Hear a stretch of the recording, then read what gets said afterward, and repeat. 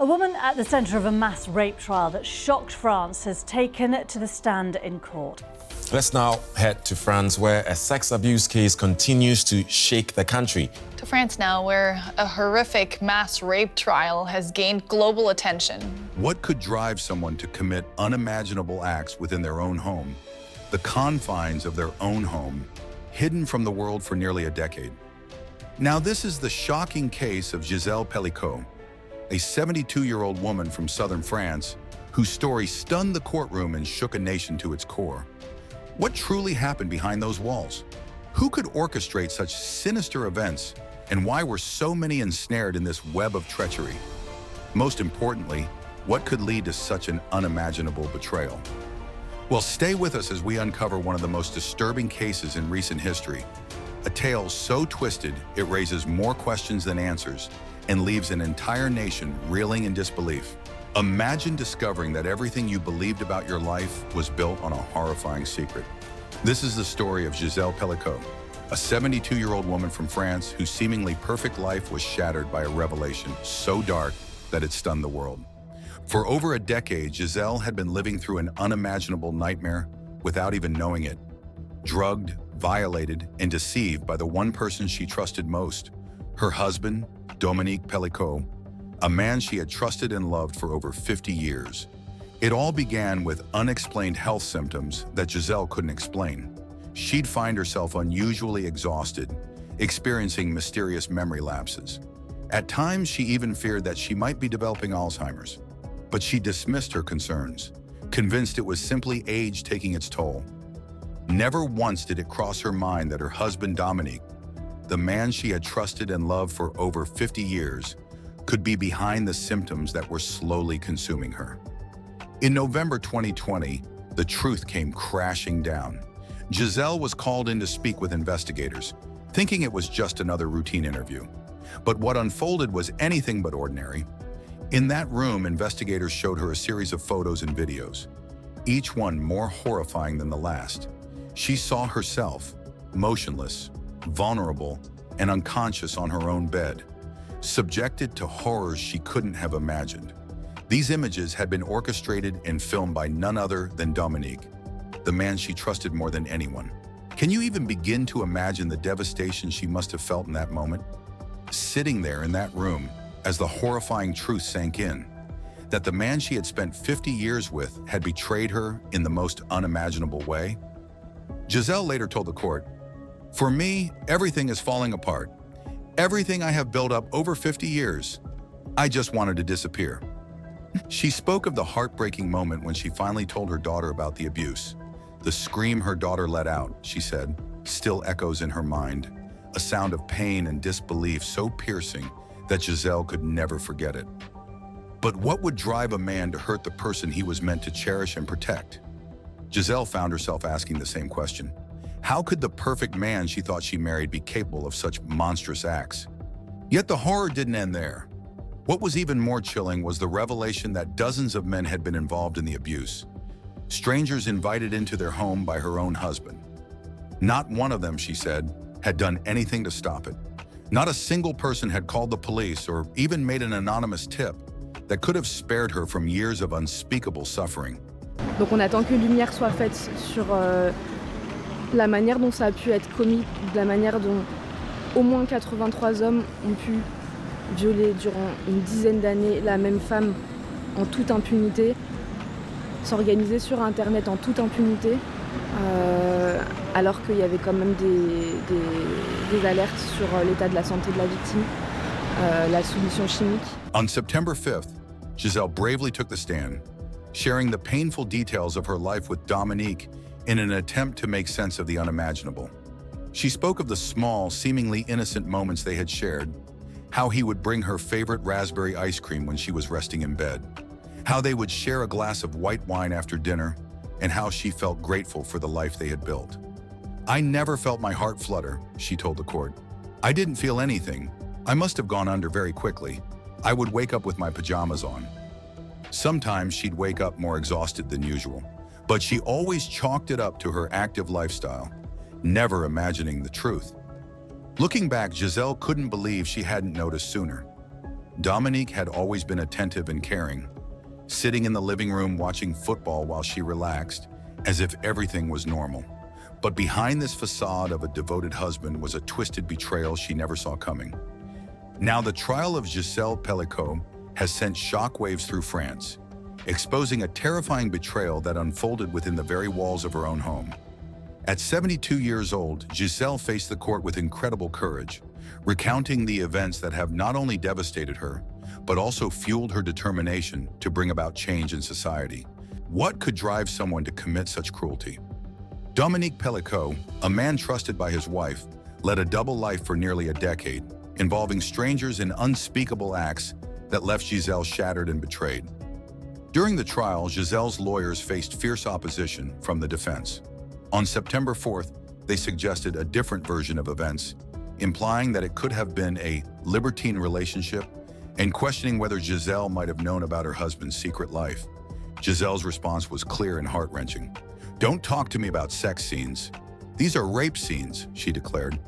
Her words carried the weight of her suffering, rejecting any notion of consent with unwavering certainty. With a voice often shaking from the sheer intensity of her experiences, Gisèle told the court, "I'm not expressing hatred, but I am determined that things change in this society." She reflected on how many women, like herself, had endured such horrors without a voice to tell their story. Gisèle vowed her suffering would serve as a call for justice, not just for her, but for every woman whose pain had been dismissed. Though destroyed by what had happened, she refused to let shame define her. The pain of hearing some defendants claim she was complicit, that she had pretended to be asleep, was beyond comprehension. For Gisèle, these accusations were unbelievably violent, yet she stood firm, unwilling to be silent or ashamed. "I did nothing wrong," she boldly told the court, insisting that the blame lay with her abuser, not herself. In an act of powerful defiance, Gisèle demanded a public trial, a rare step for victims of such abuse. She made this choice to ensure that the truth, however painful, could help others who might still be suffering in silence. "They are the ones who must be ashamed," she said, shifting the shame where it rightfully belonged, on the accused. Though facing the painful reality of the footage filmed by her husband, she knew it was necessary to confront these haunting images in court. Gisèle's fight wasn't just for herself. She stood for all women whose trust had been shattered, whose pain had been ignored. Her battle to expose the dangers of chemical submission revealed the dark truth about drugging victims for malicious intent, an atrocity far too many women have endured in silence. It turns out that Gisèle wasn't the only one Dominique violated. Gisèle wasn't the only victim of Dominique's violations. Police began investigating him after he was caught secretly filming up women's skirts in a supermarket. Dominique claimed it was a one-time mistake, but his actions raised serious doubts. How could he be trusted again? The betrayal didn't end there. He also intruded on his own daughter-in-law's privacy, allegedly taking photos of her, some even while she was in the bathroom. Both women testified, saying these actions left them feeling humiliated and deeply degraded. Pelicot a soustrait le consentement de l'intégralité des femmes qui composaient cette famille, puisque quand il fait le choix de prendre des photos intimes à l'insu de ma cliente, bien évidemment, il reproduit le même schéma, le schéma qu'il a reproduit notamment avec les femmes qui ont été victimes de M. Pelicot dès lors qu'elles étaient dans des cabines d'essayage à Leclerc. Et bien en réalité, le fait de dissimuler des caméras, le fait de dissimuler des objectifs pour pouvoir prendre en photo des jeunes femmes à leur insu, et bien finalement, il l'a réalisé auprès des siens également. If you thought that was the worst that he could do, you're just scratching the surface of a horrifying story that leaves no one untouched. Dominique Pelicot, a 71-year-old father of three, carefully documented his actions over the years.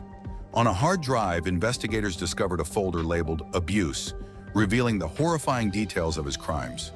This chilling evidence helped the police track down 50 other men who were involved in his wife's abuse. As if this wasn't enough, even more disturbing findings were uncovered. On September 3rd, during the trial, the presiding judge revealed something even more shocking.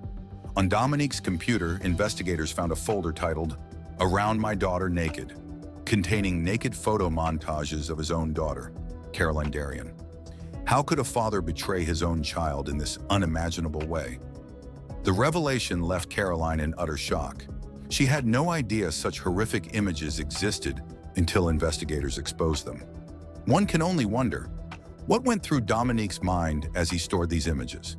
For Caroline Darrian, the truth came in waves, each more unbearable than the last. She first learned of her mother's abuse on November 2nd, 2020, but that was only the beginning. Hours later, a phone call led her to a devastating discovery.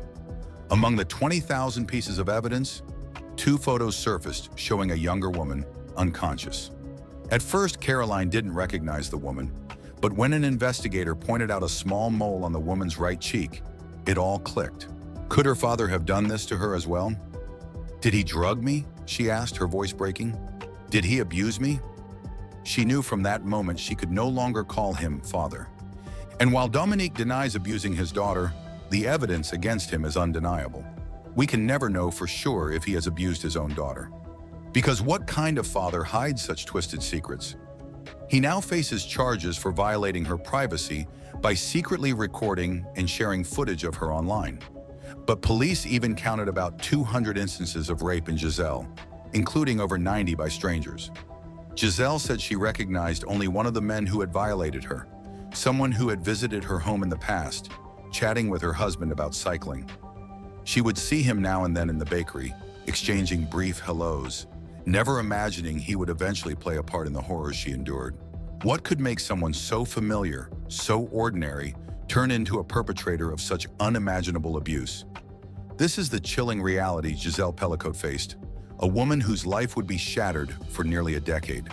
Between July 2011 and October 2020, Gisèle was subjected to unimaginable acts at the hands of dozens of men, all while unconscious, drugged by the very person she trusted the most, her husband, Dominique Pelicot. Dominique admitted to drugging Gisèle over the course of several years, using sleeping pills and anti-anxiety medication to render her unconscious. He then invited dozens of men into their home to abuse her. Dominique's betrayal of his wife, Gisèle, went beyond mere cruelty. It was a dark obsession with control and degradation. The trial revealed the shocking truth. He manipulated and deceived dozens of men into participating in his twisted scheme. Dominique used an online chat room, which he referred to as against her knowledge, to recruit these men. They believed they were part of a consensual game, but in reality they were victims of manipulation. But how could they not have known what they were truly doing? What led them to believe they were part of something harmless? Many of the accused men now face up to 20 years in prison for aggravated rape, yet they continue to deny the charge, insisting they were unaware of Gisèle's unconscious state. Yet it remains unfathomable how they failed to recognize the signs of what was truly happening. The trial in Avignon shed light on a disturbing truth.